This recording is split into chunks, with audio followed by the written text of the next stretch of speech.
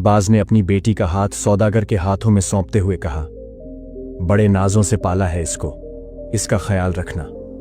अपनी बाज मां से बिछड़ने के गम में लड़की रोने लगी।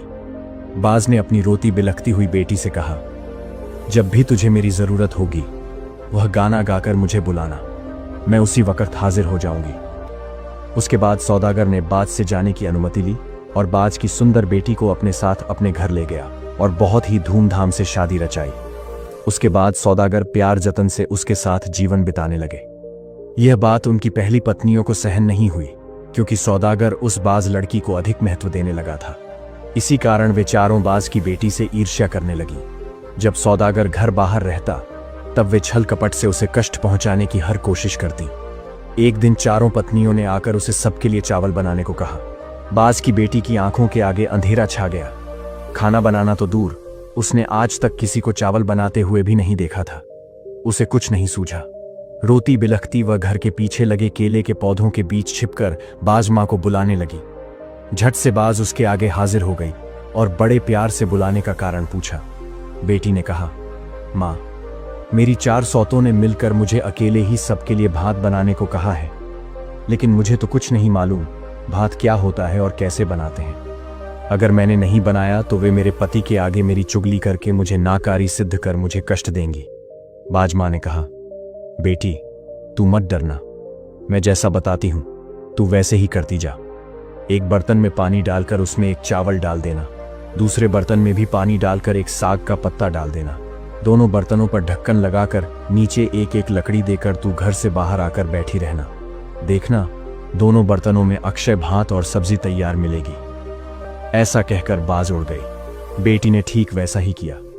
रसोई तैयार होने के बाद उसने अपनी सौतों को भात खाने बुलाया। चारों सौतों ने अपनी अपनी थालियों के नीचे एक छेद करके रखा था।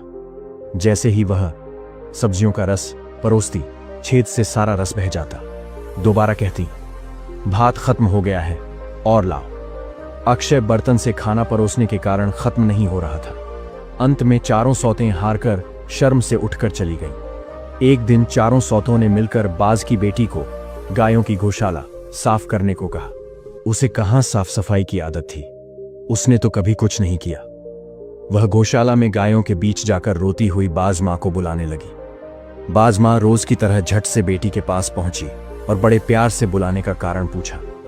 बेटी ने अपनी परेशानी बताई। बाज मां बोली, तू झाड़ू की एक काठी लेकर गोहाली के इस छोर से दूसरी छोर तक फेरती जा, देखना पूरा गोहाली साफ हो उठेगा।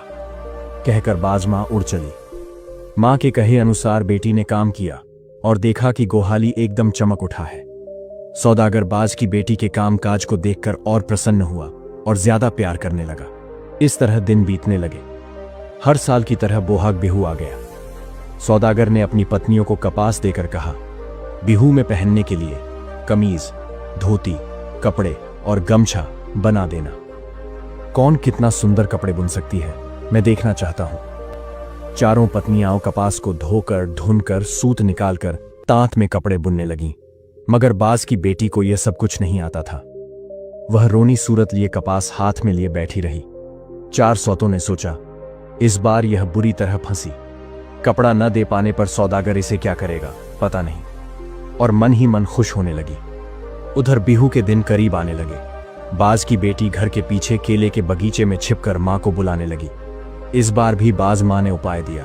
कहा, तू चिंता मत कर, जब तक मैं जीवित हूं तुझे कुछ नहीं होने दूंगी। तू 4 बांस के चूंगे ले आ और सब में थोड़े कपास भरकर उनका मुंह बंद कर देना। बिहू के दिन जब तेरा पति तुझसे कपड़ा मांगेगा तब उन्हें ये चूंगे दे देना। कहकर बाज मां उड़ चली। बाज की बेटी ने कपास को हाथ तक न लगाया। यह देखकर सौतों को बड़ा मजा आया।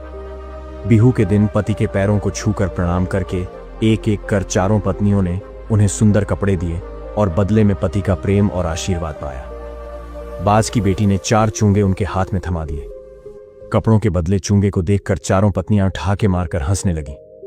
सौदागर को भी गुस्सा आया। कहने लगा, ये सब क्या है, तेरे बुने हुए कपड़े कहां हैं? उसने छोटी पत्नी को फटकार लगाई।